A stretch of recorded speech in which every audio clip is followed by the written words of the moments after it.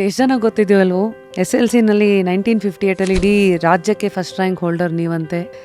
PUC-ನಲ್ಲೂ ರಾಜ್ಯಕ್ಕೆ second rank holder, ಅದಾದಮೇಲೆ electrical engineer, commander, plus HAL-ಅಲ್ಲಿ lecturer. ನಿಮ್ಮಂಥವ್ರ ಜೀವನನ ನೋಡಿರೋ ರೀತಿ ನೋಡಿದಾಗ ನಮಗೇನು ಕಾಣಿಸ್ತಾ ಇರತ್ತೆ ಅಂದರೆ ನಮ್ಮ ರೋಡಲ್ಲಿ ಒಂದಷ್ಟು ಕ್ಲಾರಿಟಿ ಹೆಚ್ಚಾಗಿ ಕಾಣ್ತಾ ಹೋಗುತ್ತೆ ಅನ್ನೋದು ಒಂದು ಪಾಪ್ಯುಲರ್ ಬಿಲೀಫು. ಭಾಳ ಜನಕ್ಕೆ ಇದು ಗೊತ್ತಿಲ್ಲ. ನನ್ನ ಇಡೀ ಇದನ್ನು ನೋಡಿದರೆ ಟೆಲಿವಿಷನ್ನಲ್ಲಿ ನಾನು ಮಾಡಿರೋ ಅಷ್ಟು ಕೆಲಸ ಸಿನಿಮಾದಲ್ಲಿ ಅಷ್ಟಾಗಿ ಮಾಡಿಲ್ಲ. ಅಬ್ಬ ಸಂತೋಷ ಅಪ್ಪ. ನಿನಗೆ ನಿಜವಾದ ಗುರು ಮಾರ್ಗದರ್ಶಿ ಅಂದರೆ ನಿನ್ನ ಮನಸ್ಸಾಕ್ಷಿ. ಏನು ಮಾಡೋದು, ತಾತ ಮುತ್ತಾತರ ಕಾಲದಿಂದ ಬಂದಿರೋದು. ಟೆಲಿವಿಷನ್ನಲ್ಲಿ ಒಂದು ಕಾಲಕ್ಕೆ ನನ್ನನ್ನು DD9 ಫಾದರ್ ಅಂತ ಇದನ್ನು ಮಾಡಿಬಿಟ್ಟಿದ್ರು. ಟೈಟಲ್ಲ ಯಾವ ಫಾದರ್ ರೋಲ್ ಇದ್ದರೂ ಟೆಲಿವಿಷನ್ನಲ್ಲಿ ನಾನು ಇರಲೇಬೇಕು. ಹೌದೌದು. ಅಲ್ಲ, ಯಾರ ಹಣೆಯಲ್ಲಿ ಏನು ಬರೆದಿದ್ದಾನೆ ಅಂತ ಯಾರು ಓದಿದ್ದಾರೆ? ಅದು ಸರಿ, ನೀವು ಯಾಕೆ ಇಷ್ಟೊಂದು ಬೆವರ್ತಾ ಇದ್ದೀರಿ? ಪೋಷಕ ಪಾತ್ರಗಳಿಗೆ ಮಾನ್ಯತೆ ಇದೆ, ಆದರೆ ಸ್ಟಾರ್ಡಮ್ ಇರಲ್ಲ.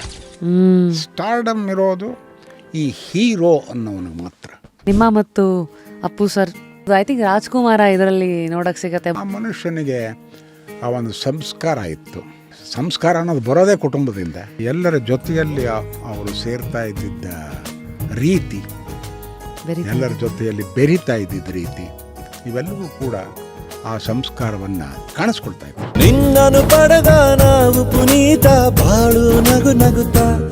ಅಟ್ 82 ದತ್ತಣ್ಣ, ಸಾವು ಅಂತ ವಿಚಾರ ಬಂದಾಗ ಅದೆಲ್ಲರೂ ಬೇರೆ ಬೇರೆ ರೀತಿ ಕಾಡ್ತಾ ಇರುತ್ತೆ.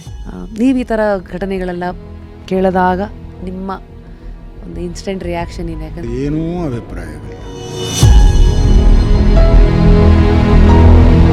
ನನಗೆ ಗೊತ್ತಿಲ್ಲದೆ ನಾನು ಹುಟ್ಟಿದೆ, ನನಗೆ ಗೊತ್ತಿಲ್ಲದೆ ಒಂದು ದಿವಸ ಹೋಗ್ಬೇಕಾಗತ್ತೆ. ಇವತ್ತು ಆ ಕಾಲ ಬಂತು ಅಂತ ಅಂದರೆ ಸಂತೋಷ ಹೋಗ್ತೀನಿ.